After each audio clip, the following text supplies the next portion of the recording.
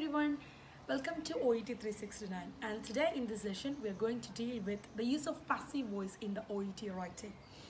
I think this is a common area where candidates tend to create mistakes, and actually I think if you know what is passive voice, when to use passive voice, and how to create a passive voice sentence, if you know these three things, you should be fine. You shouldn't be making any mistakes. So let's see those three things today. So first of all, let's see what is passive voice. As you all know, a sentence has three parts: subject, verb, and an object. Okay, that is subject, verb, and an object. Okay, so in a case note, if you want to give more focus to an object, then you use passive voice. Okay, as you all know, in the English language, we have more importance to subject than any other part of the sentence.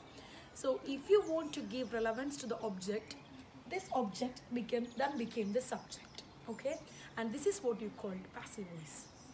Now the next thing we'll see when to use passive voice in the OET writing. When you come to the task, when do you use passive voice? That's what we're going to see next. Okay, now let's see when to use passive voice in the OET writing. Okay, the first context where you have to use passive voice is agent is less important. One who does the action, we just need to give less importance to that person. In that case, you use passive voice. Okay, for example, physiotherapist advised Mr. X. Physiotherapist is the subject here, but we just need to give only less importance to the physiotherapist. The one I have highlighted in the black ink, Mr. X is the one who needs more importance.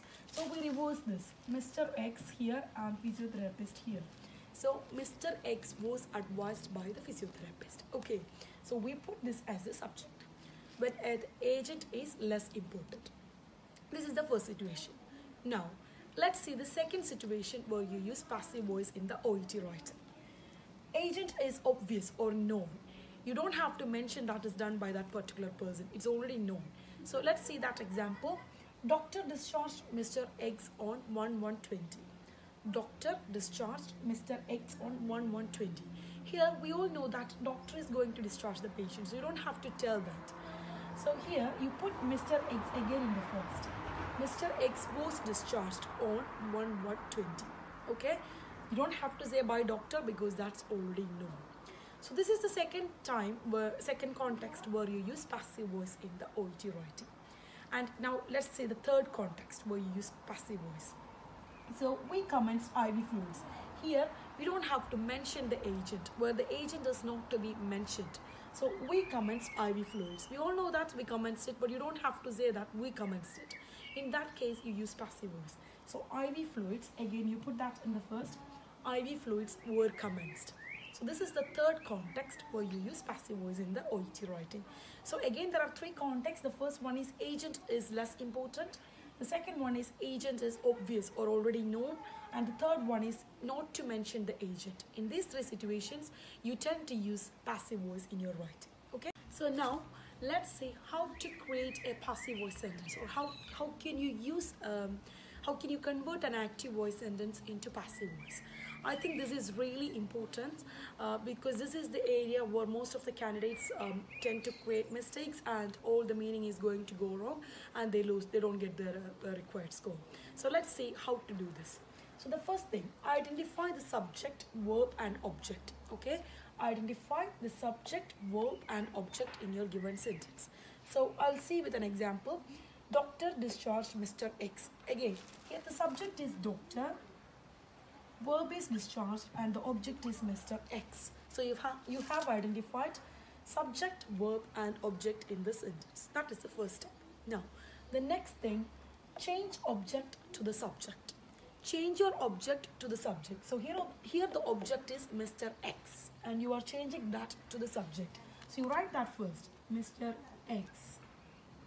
Okay, Mr. X is the subject here. So you have done that. Change your object into the subject.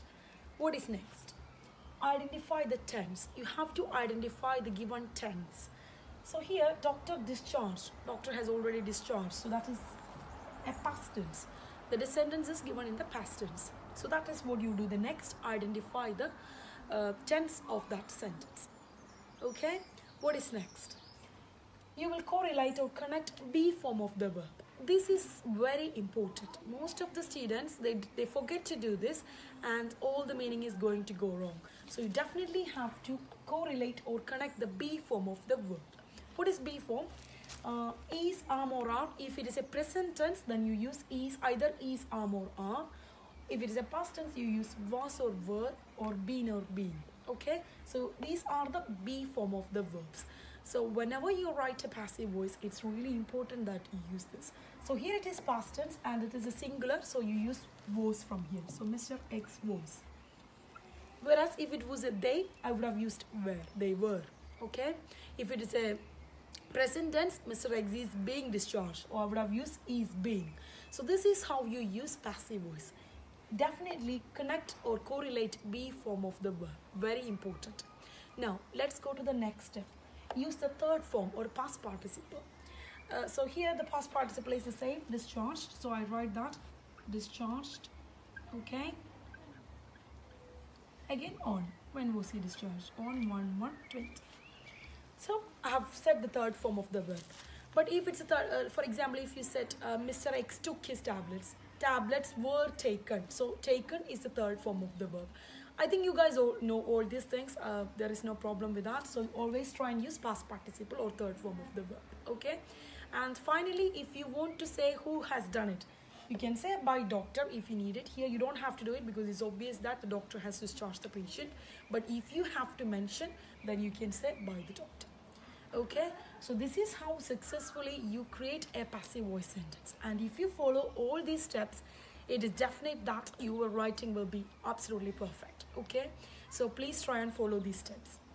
Again, if you have any personal queries, you can email me at oet369@gmail.com.